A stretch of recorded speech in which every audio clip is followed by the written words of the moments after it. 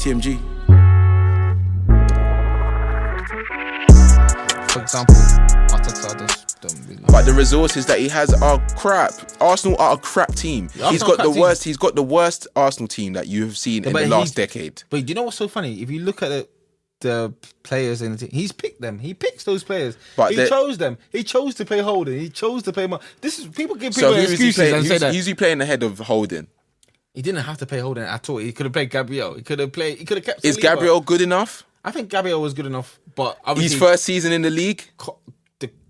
After COVID, Gabriel, he hasn't been the same. No one has been good enough. No one's been good enough, but that needs to establish a culture, and he hasn't established that because if you're the manager, you should expect a certain standard. If your players are not good enough, that's on you to find the best system for them to just be average. But the task that's appalling from you as a manager. His biggest crime is the Saliba situation. I don't know. But that's the only situation in my opinion. But as a manager, but if you sign Willian, realistically you do need experience in certain areas. Yeah, it might not have worked out, but that's also down to the way he plays. Cedric?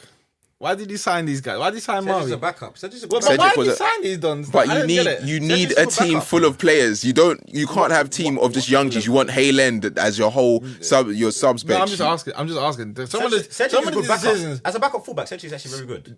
Some of the decisions. Why does he not play him now? When we didn't have a left back, man has so little confidence in him. He was playing Xhaka left back. Yeah, those decisions are weird. Yeah, so you need to ask. I just ask myself.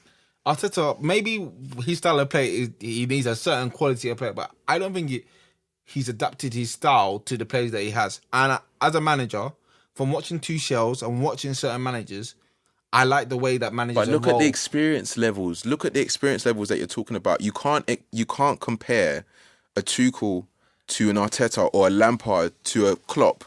These men are just at the beginning. They've been given roles. Fair enough, you can say, it might be premeditated, but at the same time, those managers at the top that they would have been linked with, like Allegri's and the Ancelotti's, there's a reason that they're not going for them because their time, Mourinho's, their time's gone. So there's got to be a period where these managers that have been in the game, that have got their badges, they've got a few years of experience, you're going to see them fail. If it's at the top level, it's at the top level. But Arsenal, I feel like it was a good match in a sense where Arteta, just been under one of the best managers in football, wanted to go out on his own and he's trying to build something. You can see he's learnt so much in this one season. Next season, why are you seeing David Luiz ain't a part of the plans? Willian ain't a part of the plans? Because he's learning quick. I hope he's learning, but me personally, I've been watching this guy, even when Arsenal were out of everything, we had no chance. I just see that he's rotating a team around for no reason. If you're trying to establish a culture, you want a settled team with settled partnerships, and I've never felt like Arsenal have had that this season. And stuff like that, it shows me for the long-term plan, what is it? Are we a team that's going to rely on our young players, or a team that we're waiting on players to come in the summer? Because then I'd want to know what our priorities are. Strategically, I don't know where Arsenal are. No, Arsenal are pissed though. Like, if we're being honest, like, if you're in a rebuild, why would you buy a 27-year-old midfielder to come to a rebuild? It doesn't make sense. Like, some of the things that we do. No, but but that's the thing. It's your Arsenal are pissed, isn't it? Like, there's a lot of things wrong with the club, innit? But I don't think Arteta is like the main problem. I think there's a lot of issues before the recruiting is an issue for Arsenal. It's horrendous. Some of the signings. Arsenal, the way we operate in the transfer market, you can't afford to keep making these mistakes. But the funny thing is, before the season started, people were not saying that Arsenal's squad was so bad. That's why I laugh because there were some people that were telling me Arsenal can make top 4, and the same people are telling me the Arsenal squad is not as good as Aston Villa. So what happened in that time? The thing with that, it's form as well, though. No one expected Aubameyang to fall off this much. Yeah. No, you can't blame it so much on Aubameyang. But there wasn't no backup because Pepe was still up in the air, which he still is. No, it's not. Take that back. Whatever. You rate Pepe? I've been rating Pepe. He's up in the air. Lacazette, unfortunately, hasn't been as good as we expected him to be. He's never been good though. And Aubameyang fall off. It was like the one major hole in us because there's no real backup for him, and it's proven to be the case. What happened? I can't blame Aubameyang totally for his fall off because in that period where Arsenal were poor, very very poor, where we weren't winning games, no one was creating chances. Did we even have a 10? It was only until that Christmas day where we miraculously beat Chelsea that we had a Cam in our team.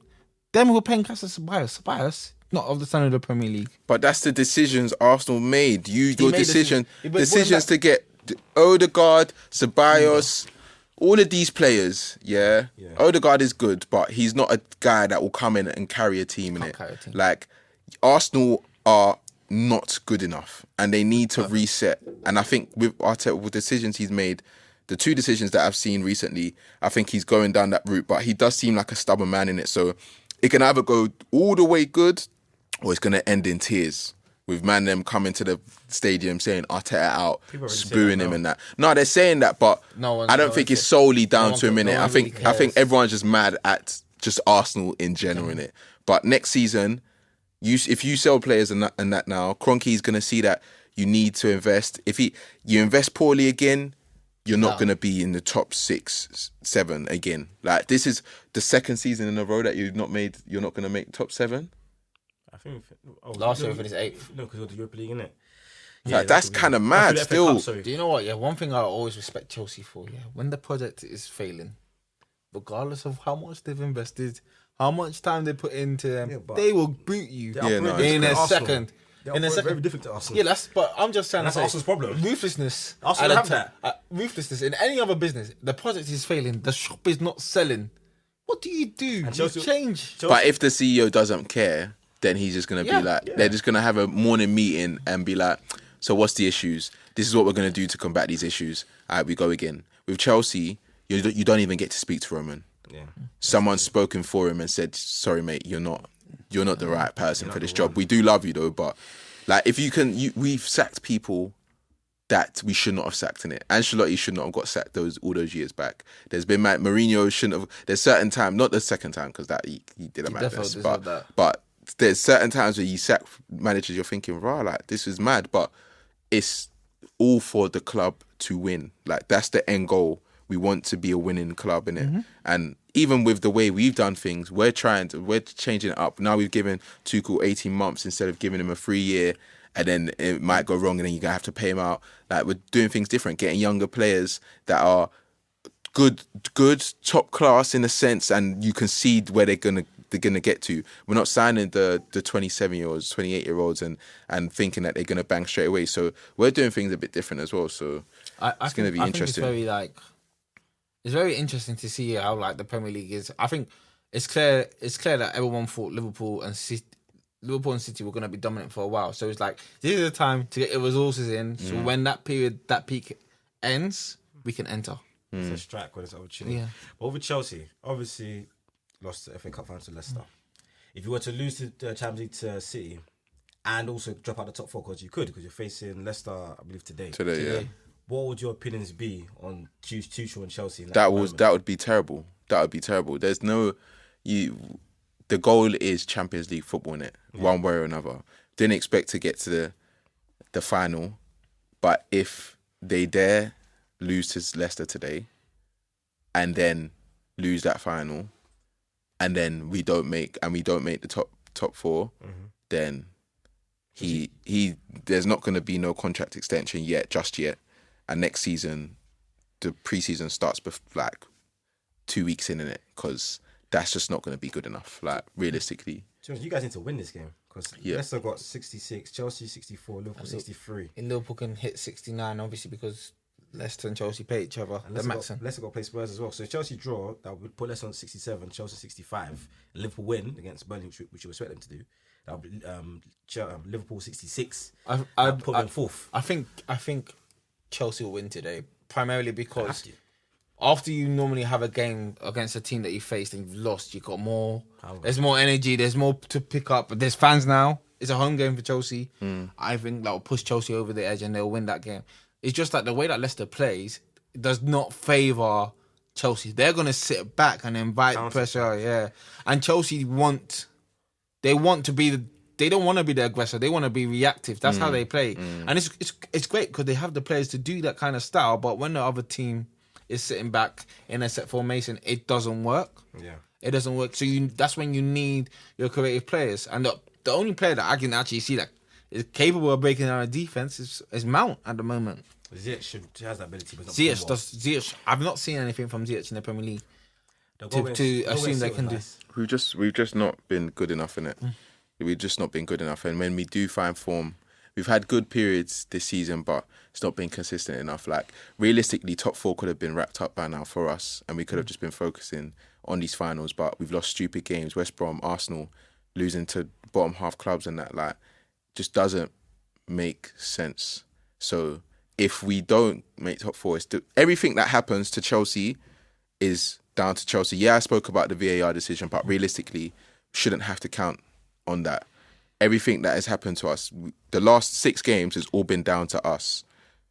If we don't get Champions League football next season, it's down to us, no one else. So to end the pod, how do you see Chelsea's season going? How do you see it ending with the Champions League and top 4? Well, I'm praying that we beat Leicester, and then Leicester then in the battle with Liverpool, and then somehow that final, I'm gonna pray. I might even fast a few days. We'll talk, because if we win the champs, I'm coming back on this pod. If we win the champs, I'm coming back on this pod, and everyone's in trouble. Everyone's in trouble in it because I've said it. They dare not let us win that champs. If they let us win that, I am onto everyone. So many agendas. Because it will change everything. Arsenal can't chat to us about being the biggest club in London. Aye, man. Sipping, we would have cemented ourselves as one of the best teams. Don't let City win that. No, but yeah, if City win it, but that's what I was even going to touch on as well. Yeah, City, their takeover, they basically did the Chelsea takeover better than us, realistically. But they done it well because they got a manager that is so used to winning, but he doesn't get tired of it. Like you can see that he like re-energizes. Obviously, they've got the funds, but the players that they pick as well, the whole club in itself, yeah. As Chelsea, I think 2017, 2018, we started making some stupid decisions with the signings, Morata, Bakayoko, Emerson. No, chill out, man. All of the no, but it weren't great. He was a bench player. They thought it was a bench man. But like City, the players that they get and the way he embeds them into the team is actually mad. Like a player like Torres, barely been in the team, plays against Newcastle, hat-trick. 21. Like these players there, they don't spend over like 60, 70 mil. They're probably going to spend the most now this season to get a striker, which is warranted because they're losing. Even when they don't have the resources, they just find a way. Like KDB can be injured. Be Silva, come in, Gundogan, show me what you got. Jesus got no form. Don't worry, we'll find another way. But what I would say, pure domination. When Chelsea started off and they got Mourinho in the mid-2000s, Mourinho was the best manager on the market. No, he was, but the type of personality Mourinho is, I feel like he got sucked into it himself in a sense that he was like, I am the best. Like Pep doesn't. He's still humble with it now. Like still talks about games against flipping Palace and says they're really good. Like you man still gasses. Like you know what I mean. Like he actually comes like he respects everyone. Still tries to put the best team out that he can play. Like you know what I mean. Like he's Klopp re-energized them though. 100%. I think Klopp really put a fire under him, put a rocket up his. And that because obviously the season before. The last season was a very poor City season, but I think then Guardiola was just calculating, okay, I know what I'm going to do. But that's what I'm saying. This season, it could have gone terribly wrong as Question for both of you guys. If City do win, Pep gets his third Champions League, his first outside of Barcelona, does he become the GOAT manager at that point in time for you? Or he's not ready? I feel like he is already, but I'm just going to wait until he retires because by the time he retires, he's going to have double what any other manager had in it. So I'm just going to leave it. There's no point of getting in that conversation anymore because the reality is, if you can't see, it's like seeing a player like who's I even going to say? It's like Harry Kane, yeah, saying that if he goes to another team or even if he carries on his trajectory, he's not going to beat Shearer's record or he's not going to win. Like it's inevitable. Like Pep, him winning the champs, if he wins that, it's just confirmed, bro. Like, I don't feel like there's anything more to it, and he's not going to stop there. He's not going to stop. Like, he could go on to manage in Spain, win the World Cup, Euro. It could be long. So yeah, man. 50, yeah. Thank you for listening to Two Man Game today. Hope you enjoy your listening. Thanks for having me as well, guys. Thanks for coming on. We really enjoyed it, man. Really enjoyed it. I'll be back. Pleasure. I'll be back when Chelsea win the champs. When City win the champs. Could be a couple years then if Chelsea the Chelsea thing, but it'll be interesting. I'm looking forward to that game. So it is what it is. But please like, share, and subscribe. We've been TMG. We out.